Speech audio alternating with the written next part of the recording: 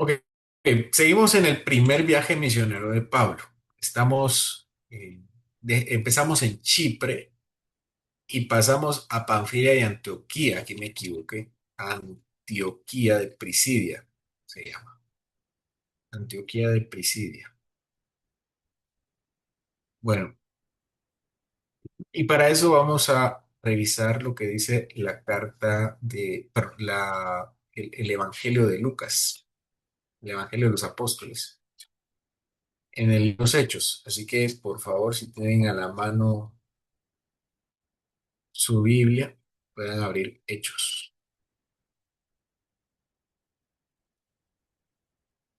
Ok, tenemos el segundo y tercer lugar donde Pablo predica, que es Panfilia y Antioquía de Prisidia, que es el primer viaje de misionero de Pablo.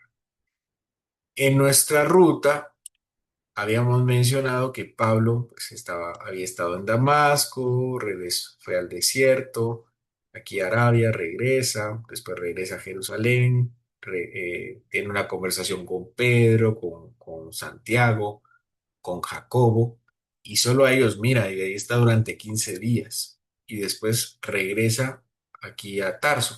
Eh, bueno, pasa por acá, ¿no? Y después va finalmente. Aquí está durante algún tiempo y regresa a Jerusalén. Los hermanos no creen todo lo que está pasando y Bernabé, junto con Pablo, terminan aquí en la iglesia de Antioquía. En la iglesia de Antioquía se les manda a que vayan a traer una ofrenda a Jerusalén, regresan a Jerusalén, después regresan a Antioquía y estamos ahora, mientras ellos están enseñando en Antioquía. ¿Recuerdan? Así dice el libro de los Hechos, ¿verdad? Que ellos están enseñando en Antioquía, hay maestros, hay profetas, y el Espíritu Santo, seguramente a través de alguno de ellos o de todos ellos, revela que Bernabé y Pablo deben ser apartados para la obra del ministerio. Y bueno, nosotros vemos cómo el Señor toma a personas específicas para hacer su tarea. Y deberíamos también anhelar que el Espíritu Santo hable a nuestro corazón y nos diga exactamente cómo hacer nuestra vida relevante aquí en este lado de la tierra, útil para Él. Y esa era la forma en que Pablo y Bernabé lo vieron y se embarcan a su primera parada. No sabemos cómo hacen el itinerario, pero podemos sacar algunas conclusiones como la importancia de las ciudades que visitan. Salen de Seleucia, vimos el mapa de se miraba la costa de Seleucia, hacia la isla de Chipre, que también es una región, la región de Chipre. Y en la región de Chipre, la isla de Chipre, visitan Salamina y después visitan Pafos. Y en esta visita a Chipre es cuando conocen al mago, ¿verdad? Bar Jesús, hijo de Jesús. Tiene un encontronazo con él y se convierte Sergio Paulo, que es el gobernador de Chipre, ¿verdad? De la isla. A continuación, salen de Pafos y llegan a Perge. Y después de Perge a Antioquía de Prisidia. Y eso es lo que vamos a ver. Perge de Panfilia y Antioquía de Prisidia. Empecemos con la lectura. Está en Hechos 13, versículo 13. Solamente voy a colocar esta lectura acá en las diapositivas, pero después me voy a pasar ya a toda la lectura porque ya vamos a analizar otra cuestión más extensa. Bueno, dice Hechos 13:13 que habiendo zarpado de Pafos, Pablo y sus compañeros, solo quiero que veamos este giro de tuerca. Hasta el momento es Bernabé quien está liderando todo esto. Era Bernabé le dijo, traigan, vamos a Pablo, vamos a traer a Pablo a Tarso, Pablo me sirve, Pablo me lo lleva a traer las ofrendas, pero Lucas empieza a ver que el liderazgo de Pablo sobresale. Y ya no dice Bernabé y Pablo, dice Pablo y sus compañeros, o sea, Pablo y los demás. Pablo está liderando este grupo misionero que se dedica a predicar. Y dice que arribaron a Perge de Panfilia, pero Juan, apartándose de ellos, volvió a Jerusalén. Entonces nos damos cuenta que también el Espíritu Santo ha pedido a la iglesia de Antioquía, solo quiero recordarles, aquí hay dos Antioquías. Vamos a ver si tengo el mapa. Ah, sí, sí, aquí está. Aquí tenemos dos Antioquías. Está Antioquía de Siria. ¿Por qué? Porque es la ciudad Antioquía de la región de Siria, que dice Siria, ¿no? Esto va en el examen, hermanos, así que toman nota. Y está la Antioquía de Pisidia. La Antioquía de Pisidia es de la región de Galacia, de la región de Galacia. Ah, bueno, está cerca, ahorita lo vamos a ver, ¿no? Pero está cerca de Pisidia. Ahorita vamos a ver cómo se explica esto. Pero oficialmente es de la región de Galacia. Ok, vamos a regresar. Recuerdan que Pablo entonces sale de Antioquía, de la iglesia de Antioquía, y seleccionan a Bernabé y a Pablo. Pero en este momento nos estamos dando cuenta que, aunque Pablo y Bernabé llevan la batuta o sea, son los principales que fueron enviados, no fueron solos, fueron con compañeros. O bueno, por lo menos Pablo tiene compañeros que es ya sea Bernabé y Juan Marcos. Este es Juan, que se le llama, Juan es un nombre hebreo y Marcos es un nombre griego, algo así, ¿no? O sea, los dos son griegos, ¿no? Pero Juan es de raíz hebrea y Marcos es de raíz griega. Este Juan Marcos es el mismo del Evangelio de Marcos, el que escribe el Evangelio de Marcos, y aparece aquí en Hechos y aparece como alguien que se aparta de ellos en el camino. ¿Dónde se aparta exactamente? Dice que se aparta cuando arriban a Perge, Auto de Pafos y el puerto, perdón, y la ciudad de Perge, ya sea tal vez aquí en el puerto, es donde se va, Juan Marcos se va, y se regresa a Jerusalén. Hablemos un poco acerca de Perge. Perge es un centro importante, un centro urbano importante al sur de Asia Menor, y es bajo el dominio romano también, todo esto es bajo el dominio romano y marca esa transición entre el ministerio de Chipre y la llegada al continente. Y Pablo está empezando su predicación en el continente. ¿Por qué Marcos se regresa a Jerusalén? Podemos decir que desertó Marcos. Marcos tenía un mandado que hacer, había dejado algo en la cocina, había dejado algunos pendientes. Bueno, realmente en la Biblia no dice por qué se regresa Marcos. Lo que sí parece ser es que Marcos no tiene una razón legítima para irse. ¿Por qué? Porque Pablo se enoja. Cuando regresan de su viaje misionero y Marcos quiere volver con ellos al equipo misionero, dice aquí Hechos 15:38 que Pablo no le parecía bien llevar consigo al que se había apartado de ellos desde Pamfilia y no había ido a la obra. Entonces lo que vemos aquí es que Pablo interpretaba que Juan Marcos no tenía una razón legítima para irse.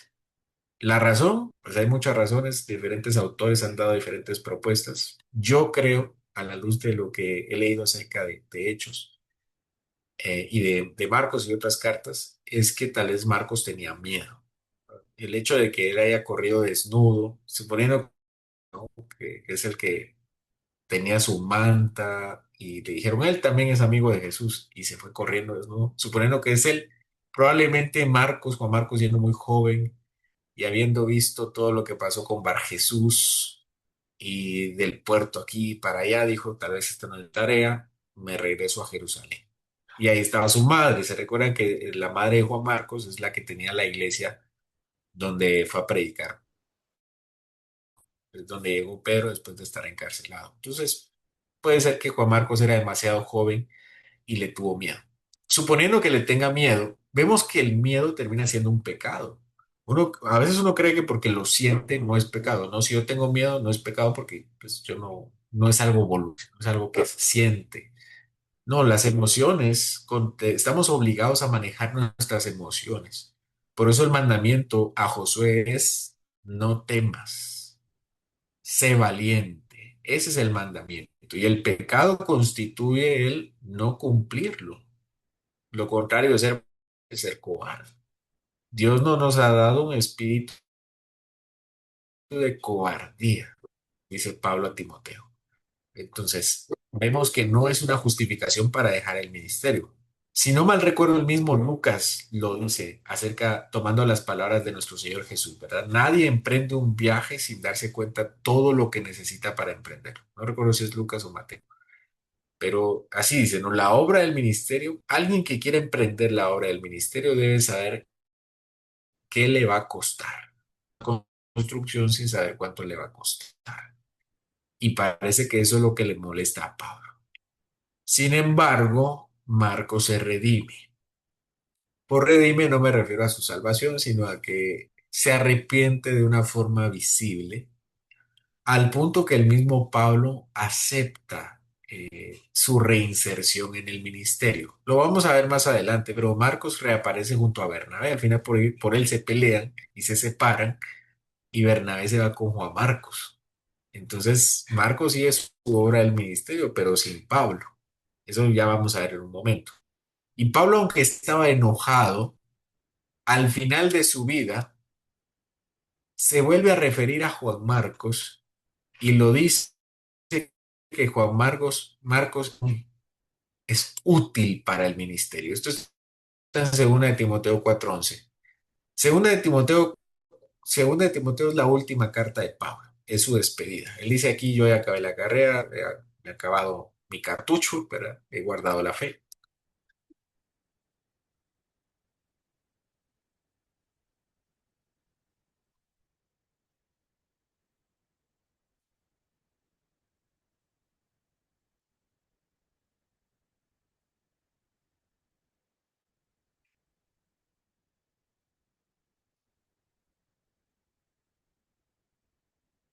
Dice la hermana, segunda de Timoteo 1:7, ¿sí? Porque no nos ha dado Dios un espíritu de cobardía, sino de poder, de amor y de dominio propio.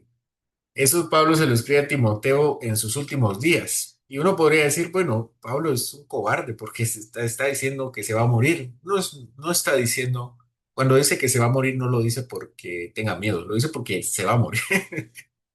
Y delante de la muerte le anima a Timoteo a que no se eche para atrás, o sea, que su muerte no sea un testimonio. Nuevamente, puede ser que estemos infiriendo demasiado, pero Marcos era ese testimonio de las dificultades que pueden hacernos echar para atrás en cuanto al ministerio. Entonces, Pablo quería que Timoteo no sintiera ese mismo miedo al ver su muerte. Así que tenemos que Pablo mismo se refiere a Timoteo, a Marcos, como quien es útil para el ministerio. De pasar a alguien que ya no lo quería para el ministerio, ahora dice que es útil para el ministerio. Y no solamente es útil, sino que durante su primera cárcel, Pablo lo cuenta como uno de sus colaboradores. Nosotros recientemente estudiamos la carta a los Colosenses. Dijimos que la carta a los Colosenses fue hecho en una de las tantas prisiones de Pablo, ¿verdad? Pues no, pero no la última. Esta no es la última prisión de Pablo. La última prisión de Pablo está acá en Timoteo. Esta es una de las últimas prisiones de Pablo. Era seguramente un arresto domiciliario donde Pablo escribe Colosenses, Efesios, Filipenses y Filemón. Y en esta carta que le escribe a la iglesia de Colosas, bueno, las dos son a la iglesia de Colosas, les dice a los colosenses que Marcos es un colaborador, nuevamente. Así que Marcos tendrá su redención y no solo con Pablo, también va a ser el amanuense de Pedro, el que escribe la carta de Pedro. Pedro le llama su hijo en la fe. Y posteriormente un autor, un padre de la iglesia que se llama Papías de Hierápolis, que se supone que es discípulo del apóstol Juan, dice que Marcos escribió fielmente las cosas que Pedro le dijo acerca de Jesús, dando a entender que el segundo evangelio, el evangelio de Marcos, es el evangelio realmente de Pedro. Y pues tenemos muchas razones para pensar que sí. Yo les invito a ver la serie de sermones en el libro de Marcos, ahí explico por qué eh, se cree que Marcos es Pedro es el autor de Marcos. Y Marcos es el amanuense el que le escribe. Entonces, Marcos tiene su redención, no solo con Pablo, sino hasta con Pedro, y le ayuda a Pedro, y regresa de una forma más contundente al ministerio. Eso como lección para que todos tengamos esperanza. Seguimos con nuestra lectura. Ellos pasando de Perge llegaron a Antioquía de Prisidia y entraron en la sinagoga un día de reposo y se sentaron. Y después de la lectura de la ley y de los profetas, los principales de la sinagoga mandaron a decirles: varones hermanos, si tenéis alguna palabra de exhortación para el pueblo, hablad. Entonces Pablo, levantándose, hecha la señal de silencio con la mano, dijo. En un momento vamos a ver el discurso. Bueno, si se dan cuenta, ya cambiamos de ciudad. El apóstol Pablo, o bueno, Lucas, no nos narra mucho qué pasa en Perge, solamente que aquí en Perge fue que Juan Marcos se fue. Pero el siguiente paso sí nos lo narra, que es de Perge a Antioquía de Pisidia. Ya vimos el mapa, pero vamos a regresar. Este es el mapa. Ellos salen de Chipre, llegan a Perge. En Perge, Juan Marcos se regresa a Jerusalén, hasta acá. Seguramente fue así entonces. Y en Perge, después de tener ese rato amargo con Marcos, Bernabé y Pablo siguen a Antioquía de Prisidia. Y es aquí donde llegan a Antioquía de Prisidia y lo primero que hace Pablo es llegar a la sinagoga. Eso es lo que hacía Pablo. Pablo es es una persona que cree que la promesa del Señor es primeramente para los gentiles, para los judíos antes que los gentiles, y por lo tanto a todos los lugares que está llegando, llega primero a las sinagogas. Vamos a hablar un poco acerca de la ciudad de Antioquía de Prisidia. Esta es una colonia romana estratégica, colonia militar para asegurar el control romano del interior. ¿Qué pasaba con Antioquía de Prisidia? Antioquía de Prisidia fue, se le llevaron muchos romanos, muchos veteranos de guerra para colonizar la isla. Ahí había muchas personas que no eran romanas, pero al llevar gente que sí era romana, la cultura se iba a pervertir, especialmente con personas tan nacionalistas como los soldados romanos. Entonces, la iban a pervertir para bien, la iban a romanizar. Tiene un centro administrativo y comercial entre rutas importantes, Antioquía de Prisidia. La pregunta es por qué se llama Antioquía de Prisidia. Bueno, es difícil interpretarlo, es difícil saber por qué, pero hay autores que dicen que se dice que es Antioquía de Prisidia porque está cerca de Prisidia, pero técnicamente está en la región de Galacia. Vamos a revisar, debería tener mapas más, eh, más intercalados, ¿no? Bueno, tenemos aquí a Antioquía de Prisidia. Antioquía de Prisidia es una ciudad y la región se llama Galacia, la región de Galacia. Cuando hablamos de la iglesia de Colosas, por ejemplo, yo les digo, hermanos, abramos nuestra Biblia en la carta a los colosenses. Colosas no es una región, Colosas es una ciudad. Si yo les digo, abramos nuestra Biblia en la carta a los tesalonicenses. Tesalónica no es una región, Tesalónica es una ciudad. Y cuando yo les digo, abramos nuestra carta a los de Pablo, a los Gálatas, Galacia, ahí es al revés, Galacia no es una ciudad, Galacia es una región. Por eso la carta de Pablo a los Gálatas no es hecha a una iglesia, es a un conjunto de iglesias, donde seguramente estaba la iglesia de Antioquía de Prisidia. Y cuando Pablo escribe la carta a los Gálatas, seguramente se refiere también a los de Antioquía de Prisidia. Y en Gálatas 1 menciona algo muy interesante. Vamos a ir a Gálatas 1.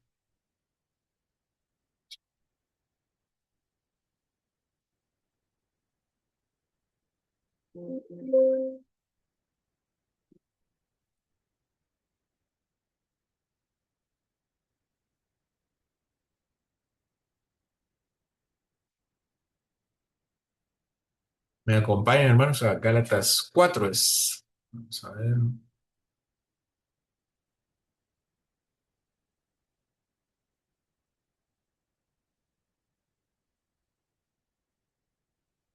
Dice Gálatas 4.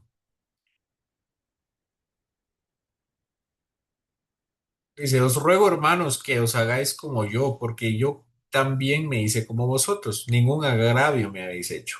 Pues vosotros sabéis que a causa de una enfermedad del cuerpo, os anuncié el evangelio al principio, y no me despreciasteis ni me desechasteis por la prueba que tenía en mi cuerpo. Antes bien, me recibisteis como a ángel de Dios, como a Cristo Jesús. ¿Dónde pues está esa satisfacción que experimentabais?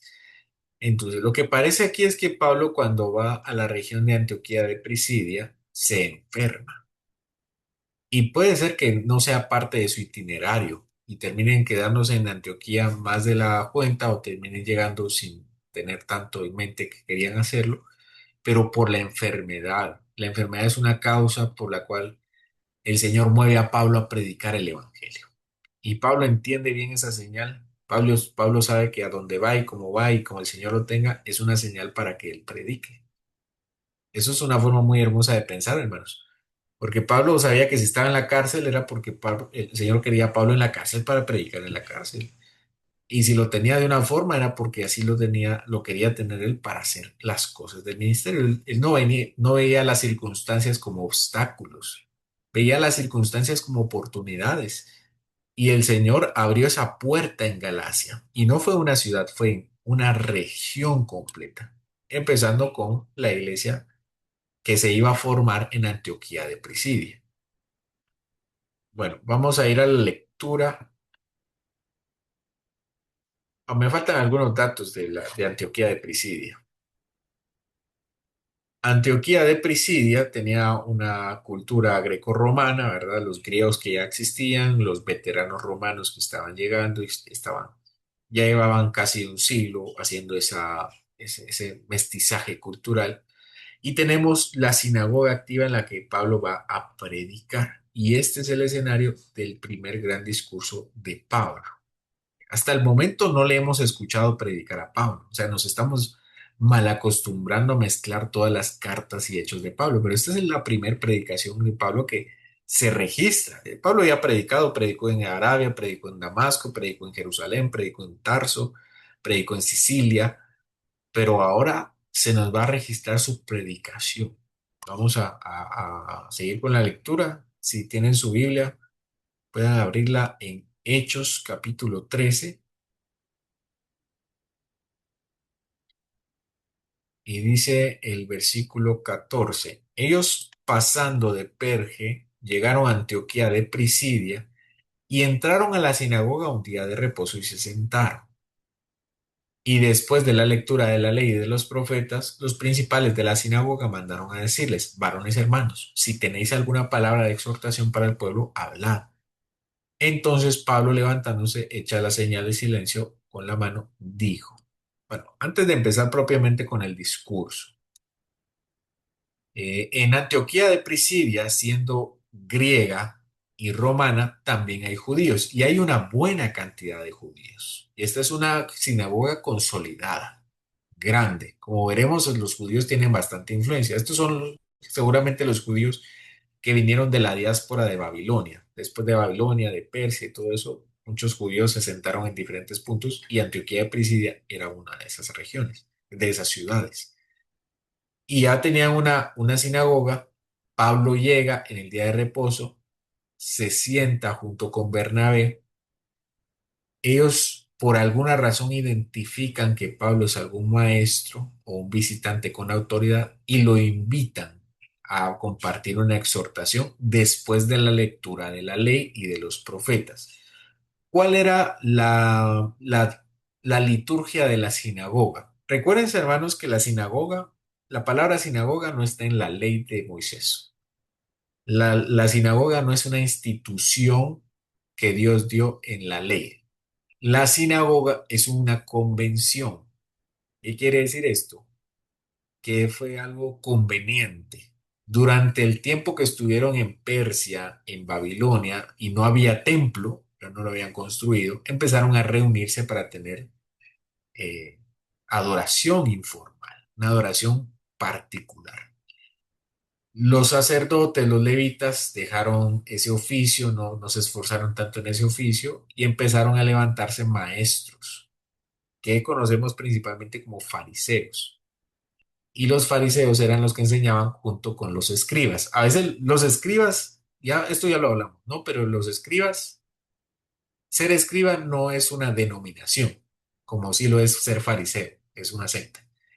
Ser escriba es un oficio, así que podría ser, alguien podría ser escriba fariseo o escriba saduceo. Pero los escribas y los fariseos, hombres entendidos de la palabra que leían mucho, tomaban el liderazgo de ese grupo de personas a la que llamaron sinagoga, que sinagoga significa congregación, y empezaron a tener esta liturgia, esa liturgia que sí se podía tener fuera del templo. ¿Qué no se podía hacer fuera del templo? No se podía sacrificar. ¿Qué sí se podía hacer fuera del templo? Se podía leer la palabra, leer la ley, leer los profetas, se podía cantar salmos, ellos cantaban salmos, y alguien enseñaba y explicaba la ley. Eso era lo que se podía hacer fuera del templo. Y eso empezaron a hacer en las sinagogas. Y esto hasta el tiempo de Pablo, pero ellos tenían un espacio como de anuncios. Después de la liturgia de la sinagoga, dejaban un tiempo, como dice acá, para que las personas que asistían pudieran decir algo si es que eran personas importantes. Por eso hay alguna razón por la cual ellos sabían que Pablo era un rabino, fue un rabino, o Bernabé tal vez un levita. Así que les dan la oportunidad. ¿Tienen ustedes algo que decir? Pablo se levanta, echa la señal de silencio, que es algo así como levantando la mano, pidiendo que se calle, y empezó a hablar. Y este es el discurso que tenemos del apóstol Pablo. Vamos a leerlo, hermanos. Vamos con el versículo 16 de Hechos 13.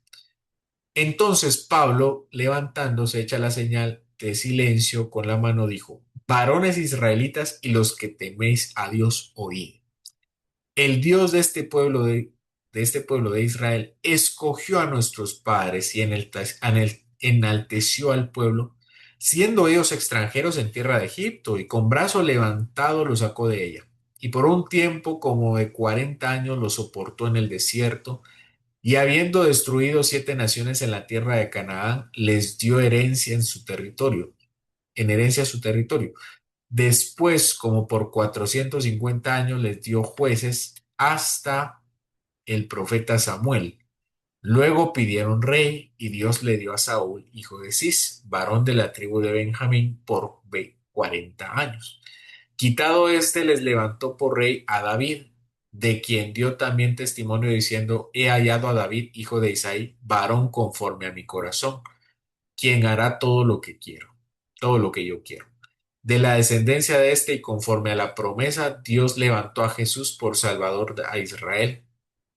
Antes de su venida, predicó Juan el bautismo de arrepentimiento a todo Israel, a todo el pueblo de Israel. Mas cuando Juan terminaba su carrera, dijo: ¿quién pensáis que soy? No soy yo él, mas he aquí viene tras mí uno de quien no soy digno de desatar el calzado de los pies.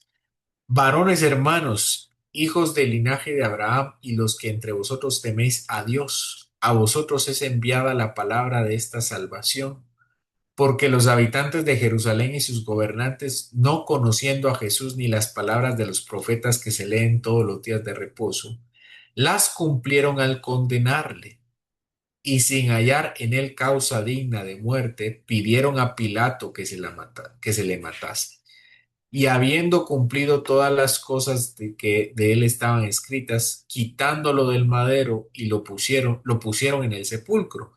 Mas Dios lo levantó de los muertos, y él se apareció durante muchos días a los que habían subido juntamente con él de Galilea a Jerusalén, los cuales ahora son sus testigos ante el pueblo. Y nosotros también os anunciamos el evangelio de aquella promesa hecha a nuestros padres, la cual Dios ha cumplido a los hijos de ellos, a nosotros, resucitando a Jesús, como está escrito también en el Salmo segundo: mi hijo eres tú, yo te he engendrado hoy. Y en cuanto a que le levantó de los muertos para nunca más volver a corrupción, lo dijo así: os daré las misericordias fieles de David. Por eso dice también en otro salmo: no permitirás que tu santo vea corrupción, porque a la verdad David, habiendo servido a su propia generación según la voluntad de Dios, durmió y fue reunido con sus padres y vio corrupción. Mas aquel a quien Dios levantó no vio corrupción. Sabed pues esto, varones hermanos, que por medio de él se os anuncia perdón de pecados, y que de todo aquello que por la ley de Moisés no pudisteis ser justificados, en él es justificado todo aquel que cree. Mirad, pues, que no venga sobre vosotros lo que está dicho en los profetas. Mirad, oh menospreciadores, y asombraos y desapareced, porque yo hago una obra en vuestros días, obra que no creeréis si alguien os la contare. Cuando salieron ellos de la sinagoga de los judíos, bueno, vamos a terminar ahí. Ese es el discurso de Pablo. Si se pueden dar cuenta, el discurso de Pablo es muy similar al discurso de Pedro en Hechos capítulo 2 y Hechos capítulo 4, y muy similar al discurso que da Esteban en Hechos capítulo 7.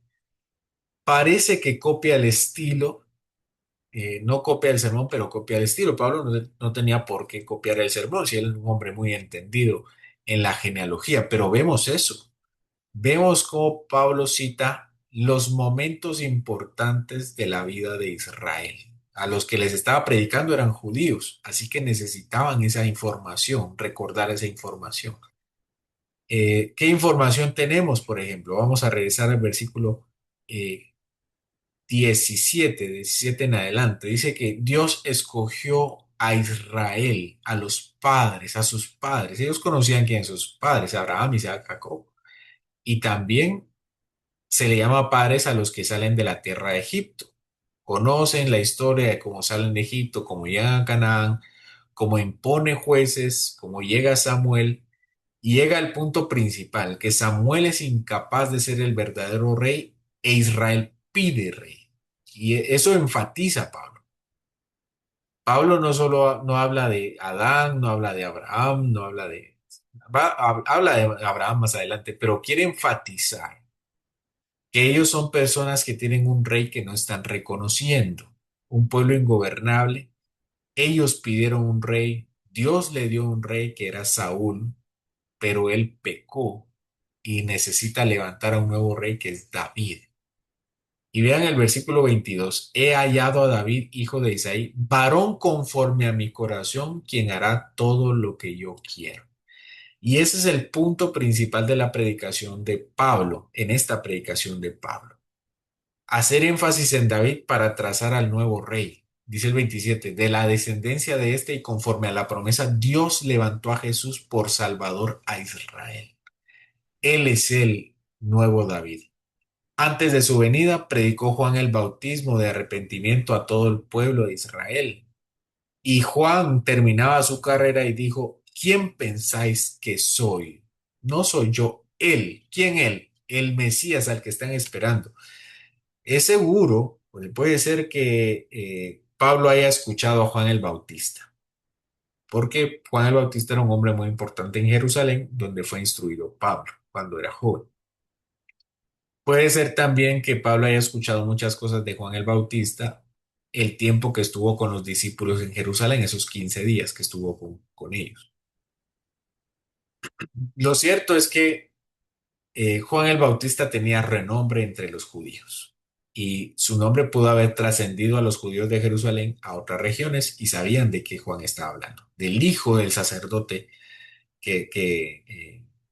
bueno, la historia seguramente la conocían, ¿no? Cuando el sacerdote Zacarías quedó ciego y tuvo a Juan. Entonces Juan puede ser una figura conocida en este tiempo, así que Pablo no tiene por qué mencionarlo más, ¿verdad? Entonces, pero habla que Juan no era ese Mesías, sino que Juan señalaba a que era el Mesías. Porque muchas personas tenían a Juan el Bautista como profeta, por eso lo menciona también. Es importante señalarlo porque no solo es de las profecías históricas, como va a mencionar en un momento, sino del profeta que estuvo entre nosotros y que se murió, ¿verdad? Pero él dice que él era el Mesías. Versículo 26: varones hermanos, hijos del linaje de Abraham, los que entre vosotros teméis a Dios, a vosotros es la enviada la palabra de esta salvación.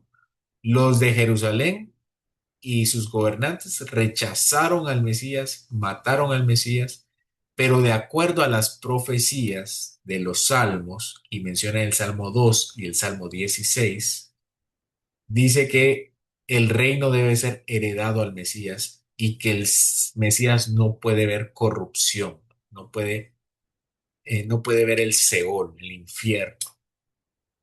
Así que él tiene que regresar, el Señor le resucita, dice acá, no permitirás que tu santo vea corrupción. Pero David sí vio corrupción. David murió y durmió y está reunido con sus padres y vio corrupción. Sí llega al Seol y permanece en el Seol, algo que Cristo no hizo porque Dios lo levantó de los muertos. Sabed pues esto, hermanos varones, que por medio de él se os anuncia perdón de pecados y que de todo aquello que por la ley de Moisés no pudisteis ser justificados, en él es justificado todo aquel que en él cree. Así que la invitación es este Mesías descendiente de David, que no es mejor que David, es a quien hay que pedir perdón de nuestros pecados, lo que no pudimos cumplir con la ley. Y les amenaza y les dice, mirad que no venga sobre vosotros lo que está hecho por los profetas. ¿Y qué es lo que menciona? Es Habacuc. Mirad, oh menospreciadores y asombraos y desapareced, porque yo hago una obra en vuestros días, obra que no creeréis si alguien os la contare. Y este es el texto de la destrucción de Babilonia, donde se nos enuncian las palabras favoritas de Pablo en Romanos y Gálatas, mas el justo por la fe vivirá. Y Pablo lo aplica acá diciendo, ustedes crean la noticia, crean esta noticia. ¿Cuál fue la reacción de las personas que le escucharon? Versículo 42. Cuando salieron ellos de la sinagoga de los judíos, los gentiles les rogaron al siguiente día de reposo que hablasen esas cosas. Había muchos gentiles entre ellos que estaban en las sinagogas. A esto se les llamaba prosélitos. ¿Se recuerdan prosélitos? A los varones que querían volverse judaizantes o judíos, se les obligaba a circuncidarse, a bautizarse, como el bautismo de Juan el Bautista, habían varios bautizos también, bautismos, perdón, y también se le obligaba a guardar la ley. Esas eran las tres cosas. No sé si ustedes recuerdan cuando nuestro Señor le recrimina a los fariseos y les dicen, ustedes van cielo y tierra por convertir un prosélito y después ustedes no pueden hacer lo que les piden a ellos, lo que les obligan a hacer a ellos. Y es que la evangelización no era algo exclusivo del cristianismo. La evangelización era algo relativamente normal. Gilel, ¿se recuerdan de Gilel? Gilel era la escuela fariseica de Pablo, era de la rama de Gilel. Su maestro Gamaliel era de la rama de Gilel, del rabino Gilel. Y Gilel decía lo siguiente, que la Torá debía enseñarse a todos, salir a enseñarse a todos. Hay que evangelizar con la Torá. Entonces, Pablo había estado muy familiarizado con el tema de la evangelización, seguramente. Es una cosa no tan extraordinaria en el cristianismo, y por eso había muchos gentiles prosélitos en la sinagoga, porque era parte de la filosofía de trabajo del judaísmo, de gran parte del judaísmo. Y también por eso Pablo puede evangelizar con mucha soltura también. Así que hay muchos gentiles y esos gentiles se ven asombrados por las palabras de Pablo, pero los judíos no tanto. Versículo 43. Y despedida la congregación, muchos de los judíos y de los prosélitos piadosos siguieron a Pablo y Bernabé. Claro, no, también no todos los judíos, hubo judíos que sí siguieron a Pablo y Bernabé y les persuadían a que perseverasen en la gracia de Dios. ¿Esto qué quiere decir? Es una exhortación a la fe. Eso significa, es una exhortación a la fe.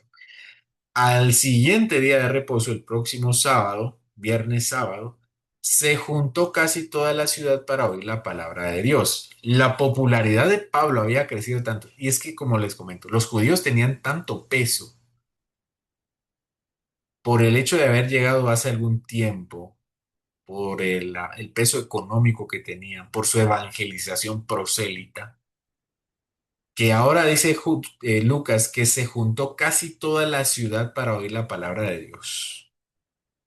Pero viendo los judíos la muchedumbre se llenaron de celos y rebatían lo que Pablo decía, contradiciendo y blasfemando. Lucas hace esa señalamiento. No es tanto la incredulidad, sino los celos. Había mejores evangelizadores y esa popularidad de Pablo no les gustó a los judíos, a muchos judíos, y entonces interrumpían el mensaje, contradiciéndolo. Pablo seguramente exponía y las personas, algunos judíos, respondían diciendo que eso tal vez no era cierto y blasfemando. ¿A qué se refiere la palabra blasfemar? Es poco probable que se refiera a que maldijeran al Señor como tal, sino más bien que negaran que Él fuera el Mesías. Versículo 46. Entonces Pablo y Bernabé, hablando con denuedo, con libertad, dijeron, a vosotros a la verdad era necesario que os hablase primero la palabra de Dios, a vosotros a los judíos, mas puesto que la desecháis, o sea, los judíos, pero como despreciaron la palabra y no os juzgáis dignos de la vida eterna, ustedes creen que no merecen esto o que no, esto no es para ustedes, nos volvemos a los gentiles, vamos a predicarles a los gentiles, porque así nos ha mandado el Señor.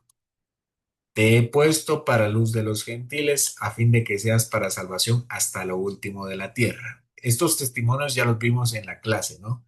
En la clase del testimonio de Pablo. Jesús le dijo en su revelación a Pablo, te he puesto para luz de los gentiles, a fin de que seas para salvación hasta lo último de la tierra. Versículo 48.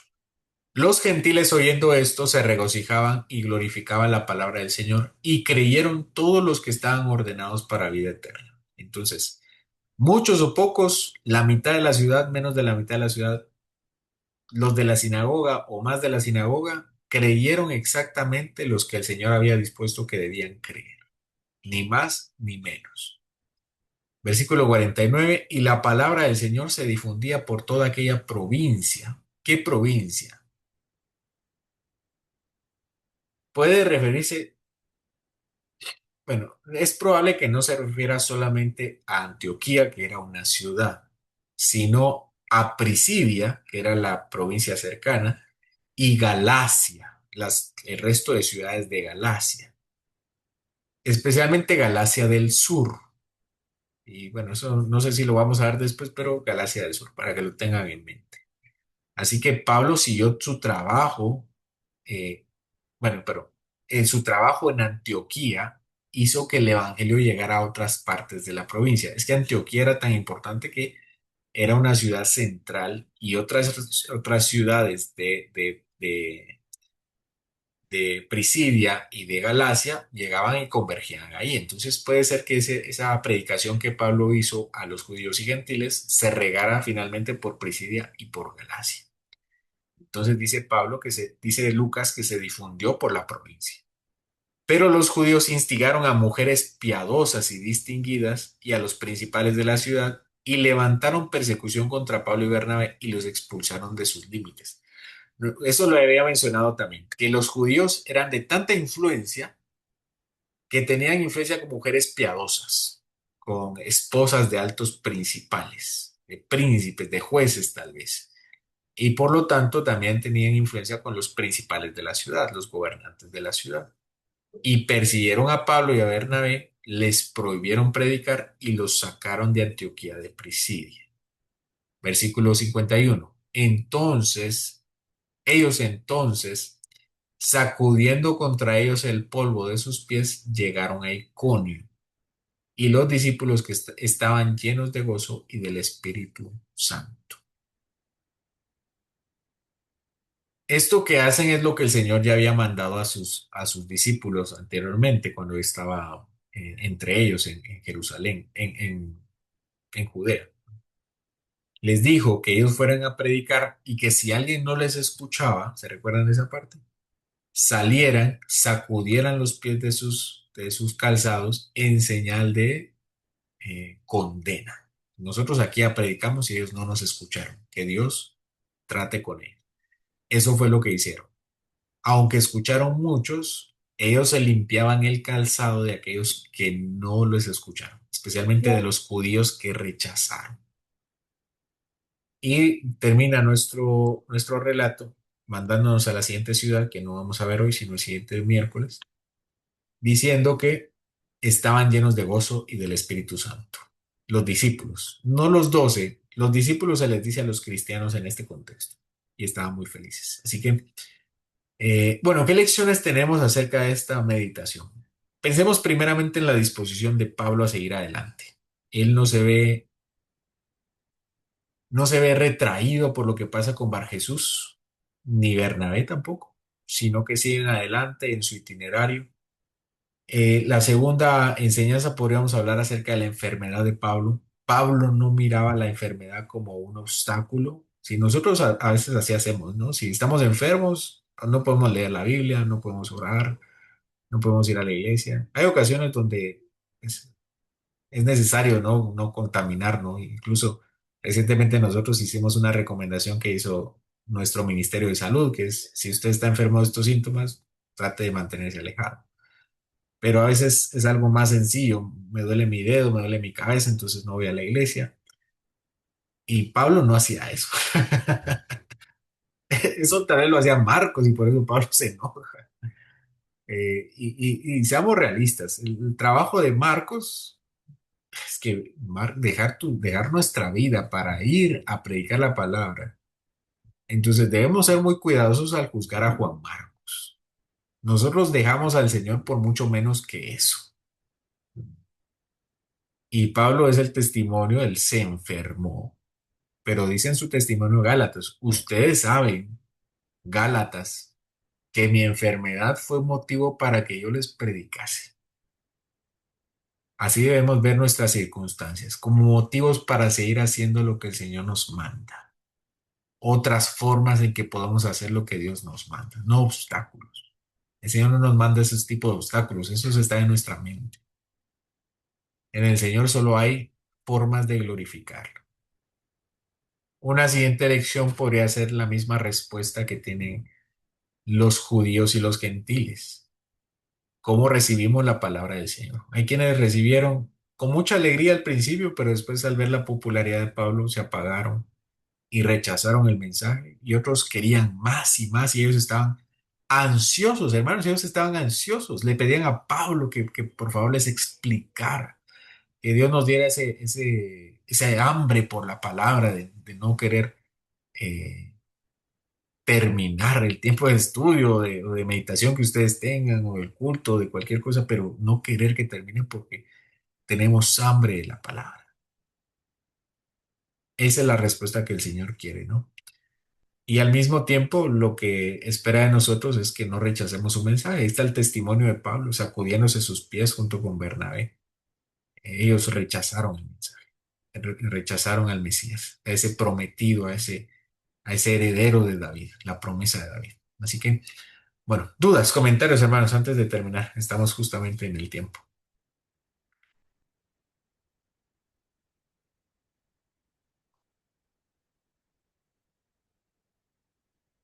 Te escucho. Adelante. Sí, un comentario. Estaba viendo Justamente la parte donde Pablo predica en la sinagoga se parece mucho a muchas situaciones que nosotros vivimos, en donde estamos en grupos donde hay católicos o de alguna otra religión o gente que no cree en Dios, ¿verdad? Y a veces decimos, él es católico, ya sabe de la Biblia, ¿para qué le voy a hablar de la Biblia, ¿verdad? Pero tal vez están eh, con doctrinas falsas o tienen muchas dudas, ¿verdad? Y es una oportunidad para nosotros también de predicar la verdad, ¿no? A pesar de que ellos tal vez ya sepan la Biblia o incluso sepan un poco más que nosotros, pero lo veo muy parecido a la situación de Pablo, ¿verdad? Donde les predica a judíos que ya conocían la palabra. Entonces es un ejemplo para nosotros también de hacerlo a pesar de que la gente ya conoce, ¿verdad? Sí, a pesar de que la gente esté familiarizada. Había maestros en la sinagoga, ¿verdad? Pablo no va a predicarles a judíos de a pie, va a predicarle a judíos de a pie como a maestros. A Pablo solamente se le da la invitación, así que sí, hay muchos contextos donde las personas ya conocen el cristianismo, o incluso son personas que saben, y eso lejos de desanimarnos, debería motivarnos a aprender más y a tratar a- de llevar la palabra igualmente, ¿no? No asumir que el Señor igualmente los va a salvar. Pablo no decía, aquí está el judaísmo, aquí está la Biblia, el Señor va a iluminar, va a hacer su obra. Él sabía que iba a hacer su obra, pero no de la nada, iba a hacer su obra por él. Y así debemos vernos nosotros también. El Señor va a hacer su obra con ellos, con las personas que yo conozco. Pues por eso estás tú con ellos. Si Dios va a hacer la obra con tus compañeros, con tu familia, no es por casualidad. Pues todos tenemos una razón para estar cerca de las personas con las que estamos. Simplemente debemos tener la misma visión de Pablo, que es pensar en nosotros mismos como si fuéramos también esos misioneros que se están en diferentes contextos, contextos familiares, contextos no familiares. ¿Algún otro comentario o duda?